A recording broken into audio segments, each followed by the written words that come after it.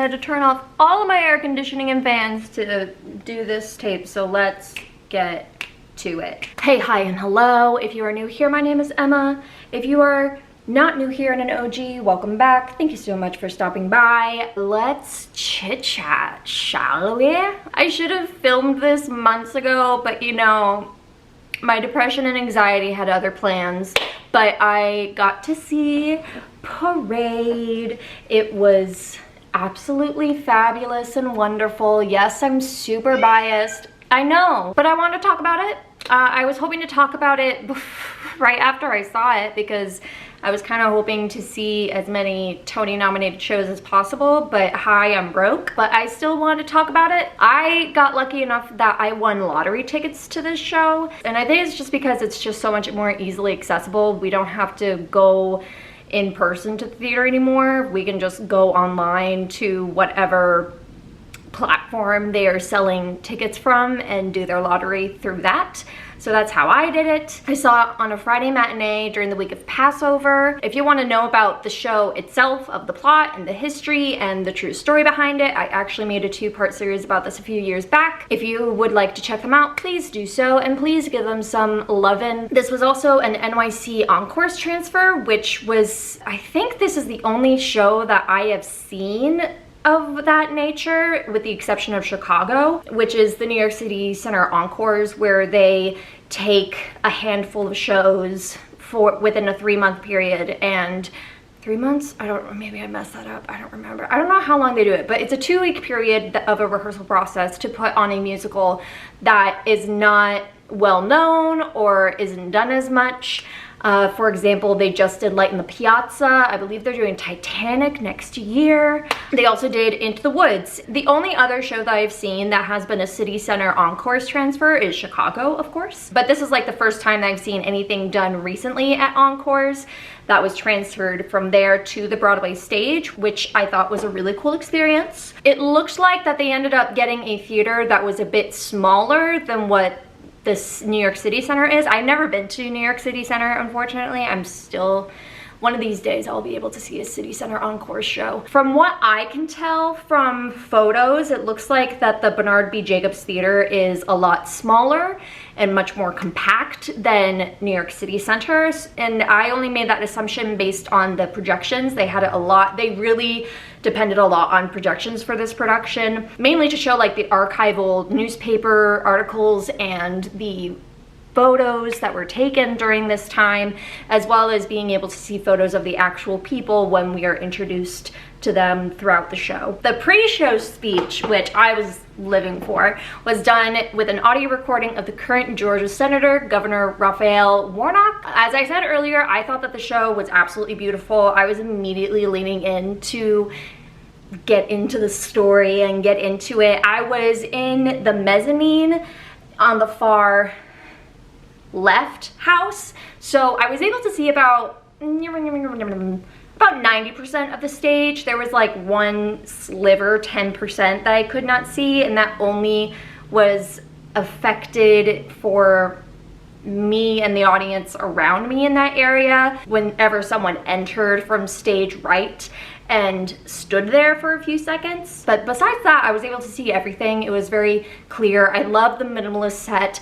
I love how they had this big square platform in the center, basically like a stage within a stage, and kind of taking advantage of like the theatricality of what occurred during this trial and this story. I really thought that the scenic design was spot on. The video stuff, I thought it was great, but there was a part of me that got a little bit cranky because I did read that one time they did had to cancel a show because the video projections weren't working.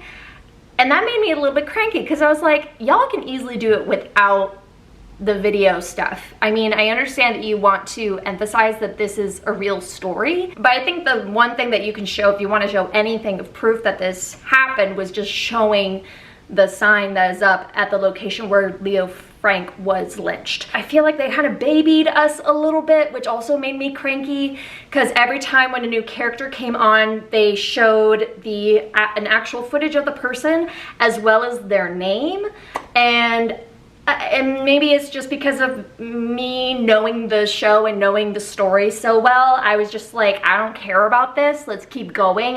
Why are y'all like pushing this emphasis? And also the other thing that I found a little bit, not frustrating, but if you're gonna be showing us photos of these people, then I would assume that you're gonna be casting people and also having people wear certain facial hair or wigs that are gonna look exactly like what the people had in those photos. For example, there was one time where I always get this guy's name messed up all the time. Where are you? Where are you? Where are you? Where are you? Howard McGillen. He plays Judge Rowan. R-O-A-N. I don't know if it's Rowan. And you see a photo of him and he has a sick handlebar mustache, but then when Howard comes on, he doesn't have one. And I don't know if it's because he used to have one, but it was not working or what have you. But my 2 cents, if you're gonna be showing actual pictures of the people, then you might as well have your actors look like the pictures as well. That's just my 2 cents. I know that's me being picky, but it's just me. Another thing that I noted is that I felt like that there were moments where they were kind of stuck with the set that they had, because it was literally a transfer of their concert version, which is basically what New York City Center does. It's like a hybrid of like a show and a concert. So they basically took this whole thing and put it into the Bernard B. Jacobs Theater. And I kind of felt like that there were moments where they were kind of like stuck with it and they weren't able to explore more with the set design and add in more levels and whatnot. This also really showed up when I came to like certain power dynamics in the blocking, mainly having certain people up on the box platform and people in downstage in front of the box platform. There were certain power dynamic levels that were a bit, I don't know, I felt like that there were certain moments where they had certain people in the box and certain people on the main stage. I felt like that they should have switched the actors in terms of showing the power dynamic, especially when the people are become much more prominent of that they're angry that Leo Frank is being given a second chance and they're revolting, and you see that their power is becoming much more powerful than the people in the government. I also really love the script updates. They ended up using the script from the Donmar Warehouse production in 2007 that Rob Ashford directed. They took out the N-word, which I was like, thank God, because the amount of times in the original Broadway cast album where you hear so many white actors say that word, please don't. It was very interesting just because I'm so used to the original script that's offered through NTI, and I would love to try to get a hand on this, to either the Donmar Warehouse one or if they have an adapted version for this revival production specifically, because they removed certain songs, added certain songs. I don't remember if some of the added songs were already in the original production, just because I always listen to the soundtrack and sometimes the soundtracks don't include certain songs for bizarre reasons. The vocals as a whole are just like, whoa. It's shows like this where I'm like, wow, I could be a much better singer if I actually had the patience to practice an hour every day, but I do not. It was just so beautiful to listen to some of those choral arrangements, specifically in Old Red Hills, and just in, it's, I'm stumbling over my words, it's great. The dude who played Jim Conley though, we need to talk about him because he, I believe, Prentice E. Mountain, he was robbed. He was robbed of a Tony nomination.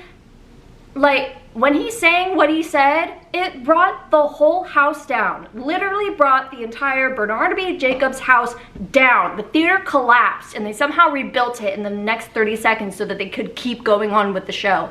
I thought he was absolutely phenomenal. I loved with Michael Arden's direction is that he really made sure that when it came to telling this story, you can easily make Leo much more of a victim and Jim Conley very much of a evil non-doer, especially since we know what happened later on and knowing Jim Conley's history. I really liked the fact that they made them a bit more human and really took advantage of the fact that like people that have done bad things can easily mesh into the world. I mean, Golden State Killer, hello? Anyone? No? Okay. He should have been nominated for Best Supportive Actor. Robbed. My 2 cents, don't come at me, I'll come at you. Actually, I won't come at you. I don't like coming after people. I also thought Michael Arden did a very good job balancing the aspects of racism, anti-Semitism, while also showing the people of Georgia in a, I guess, non-stereotypical conformities. The thing that like really hit me the most and made me realize they're really trying to make this story as not cohesive, but I just remember watching the opening number and none of the Black actors sang during that song. And I was like, there it is right there. I just think it was such a strong choice to not have the Black actors sing in that. So, and it wasn't even just the opening number, it was also certain other numbers that they didn't speak. And it was very much of a reminder that when it came to opinions and voices being heard, only the white people were able to be heard. So let's go into other performances. Michaela Diamond. My 2 cents, if Victoria Clark wasn't nominated for Kimberly Akimbo, she should have won. My 2 cents. Absolutely phenomenal. The fact that she is able to dig deep and be able to perform this part at such a young age too. Like, I think she's only 24, 25. She's gonna be working for the rest of her life, first off. The one thing that almost made me cry was Eddie Cooper, who played Newt.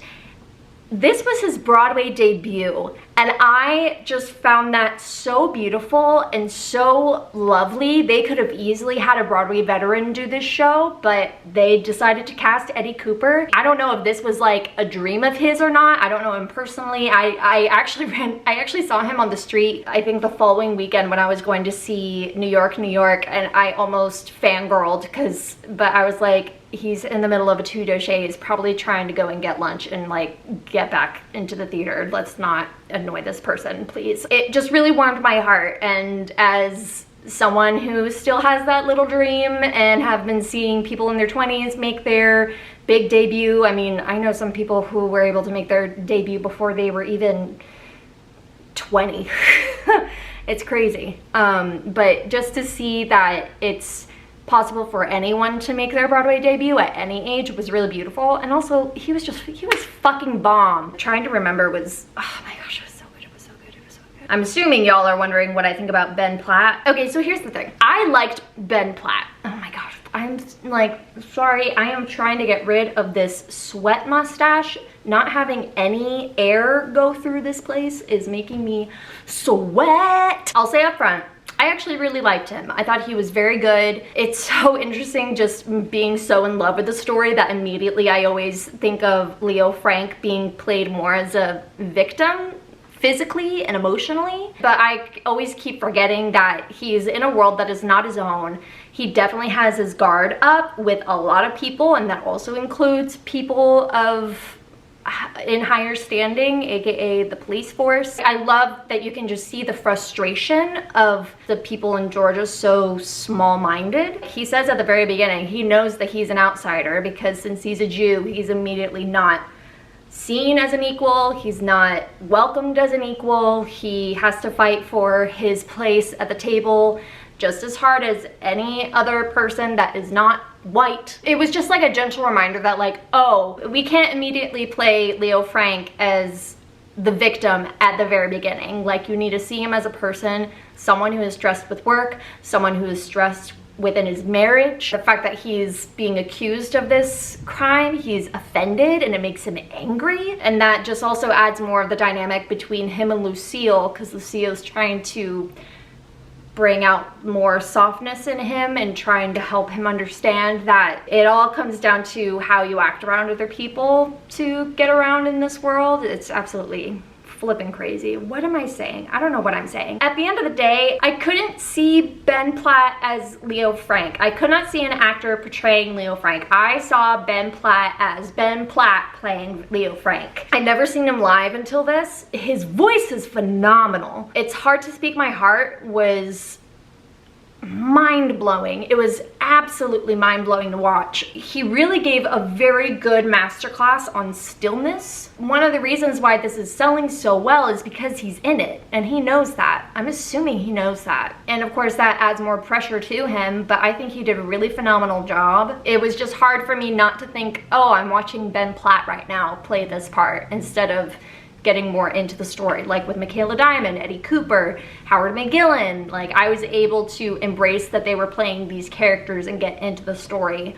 But with Ben Platt being Ben Platt, it was just such a, I think it was just different to see him in this sort of part that's much more stiff and not stoic, but someone who definitely distances themselves from other people. I don't know where I'm saying with this. This is turning into such a rant, and I am sweating so hard. I thought his performance was wonderful. I am very happy that he is able to take advantage of his name and his notoriety to bring this show back to the public, especially nowadays. It's so funny because I actually saw something on Instagram about how he was doing a magazine interview, and someone asked him about the New York Magazine Nepo Baby article, and his face was on it. He's the son of Mark Platt, who is mostly well known for producing Wicked. So he comes from a place of very high privilege, and in this interview where they bring up this and wanting to get his opinion on it, he just asks to not talk about it, which definitely, of course, gives a bit of an awkward look. I kind of wish that he did answer that, just because A, he doesn't have to hide anything, and B, I don't see being a Nepo baby as a bad thing as long as you just admit, yeah, I did get these opportunities because I came from a rich family and I have these connections, and it was easier for me to pursue what I want to do. I don't see a bad thing in that. I mean, at the end of the day, when it comes to the entertainment business, it all comes down to networking. If I had connections, bitch, I'd take them. I'd take advantage of them. I'd be like, hey, I'm graduating. I need this, and this. Can you help me? The fact that he had those connections by the time that he wanted to perform professionally, I say take them. Take advantage of it. It's very much of a Judy Garland, Liza Minnelli kind of thing, where they want to make their own mark and everything, and I think you can do it to an extent. I didn't realize who Ben Platt's dad was until years later, and I thought that he was a newcomer. I would say that after Dear Evan Hansen, he's been able to make his career his own, but at the same time, like, he got to play Bach in Wicked. I wonder how he got that. And also, because he has his dad as Mark Platt, he has the funds to get singing, dance, and acting classes to as much as he wants. Like, hi, I'm broke. I can't take voice lessons every week. I can't go to dance class 3 times a week. I can't take acting classes right now because they're freaking, it's expensive. It is expensive to be an actor, especially in musical theater. If you have the funds and if you have the connections to get yourself in those doors, do it. Take advantage of it. I don't see it as a bad thing. Yeah, I know Nepo Baby is like, but it's, and I know people are gonna give you shit for being a Nepo Baby, but here's the thing, it's like, Ben Platt didn't plan to be a Nepo Baby. Maud Apatow didn't plan to be a Nepo baby. I highly doubt that any of them in the world that they were before, if we were in a world before, they went to our higher power, if there is a higher power, and been like, hey, can I please be the son of Mark Platt, or can I be the daughter of Judd Apatow? I would really appreciate that. Thank you so much. Awesome. They didn't ask to be born in those families.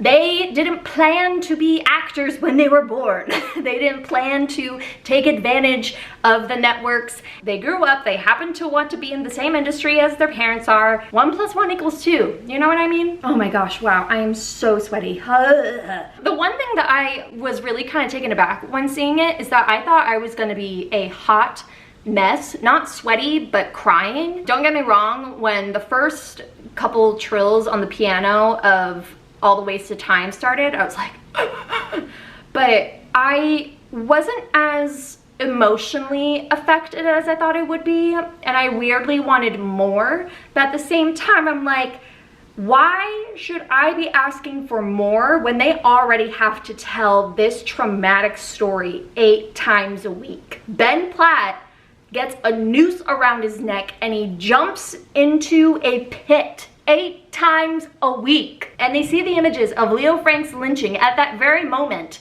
8 times a week. So I feel like I should not be asking for more in that sort of situation. They are already doing everything in their power to give a strong performance and a strong, powerful performance, an emotionally powerful performance. I know this story by the back of my hand, while everyone else is like either just there because of Ben Platt or they love the show and they're able to have the emotional connection to it a bit more than me. It was really beautiful. No dry eye was in the house at the very end of it. Except for mine, but I guess I have no soul. I am very firm to say, as I said in my Tony nom video, that this deserved the Tony nominations that they got, except for that one cruel ripoff for Princessy Mountain. I agree that Michael Arden should have won for Best Direction. I believe that it should have won for Best Revival. I knew everyone and their mother was thinking that it was either gonna be Into the Woods or Sweeney Todd. People really thought that Sweeney Todd was gonna win. I was pretty firm since day one that it wasn't going to win, and I was pretty adamant that Parade was going to win. The Tony Awards can happen in 2 ways.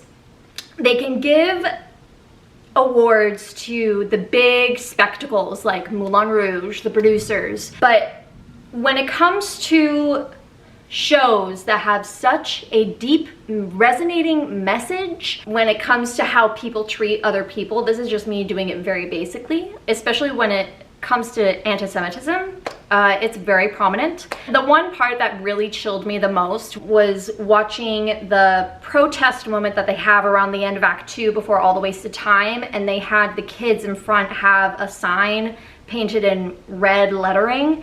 And that struck me to the core because it looked so similar to the banner that the alt-right had when they decided to protest in front of the theater on the night of their first preview, handing out pamphlets. The banner said Leo Frank is a pedophile, and handing out pamphlets to share the real story of Leo Frank. And to see that sharp comparison right there, it just shows that it's still prominent today. I mean, that's the message that they say at the very end of the show. Everything goes dark except for one sentence that's projected, and it says, and it's still ongoing. And it is. Anti-Semitism is still here. It is still prominent. It has been here since practically the beginning of time. I always have such a hard time trying to explain these matters in my brain because, of course, of my speech impediment, I'm having such a hard time trying to explain it that would make sense with my brain and also speaking it, and also trying not to